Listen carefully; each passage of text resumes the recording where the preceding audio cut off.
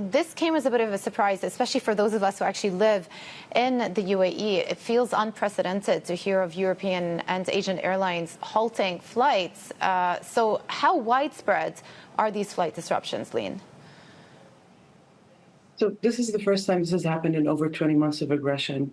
It is unprecedented. Worries have never reached this far. It's always been contained to Jordan, Iraq, Iran, Lebanon. But this is the first time we're seeing airlines cancel flights to the Gulf. They've canceled, several flights have been canceled to Bahrain, Qatar, the UAE.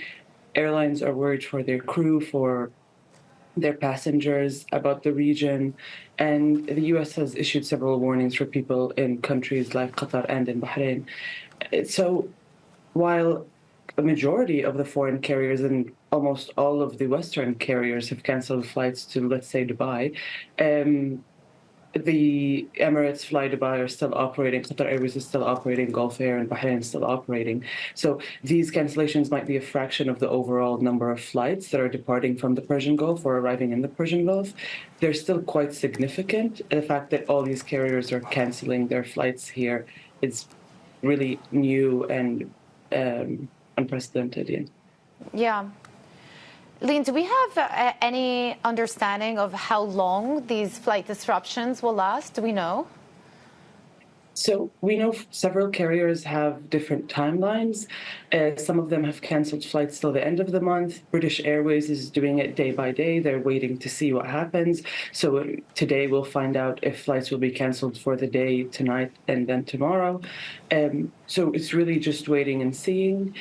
For the Levant, most of the flights are canceled till the end of the month, till the end of next month, and even going into September. For the Gulf, some of them are for next week, but then we just have to wait and see day by day. The airlines are trying to be very careful and take into account everything that happens.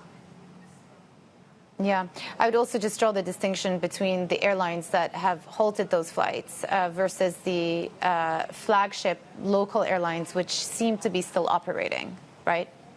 Mm-hmm. Well, really, the airspace isn't closed, so there's no reason for these airlines. And we've not seen any dangerous or any signs of the war in the Gulf. So there's no specific reason for them to halt their flights. And also, these countries live off of tourism. We have a lot of expats. So it's not an easy decision for an airline like Emirates or Qatar Airways to halt flights. So those will probably keep continuing unless airspace is closed.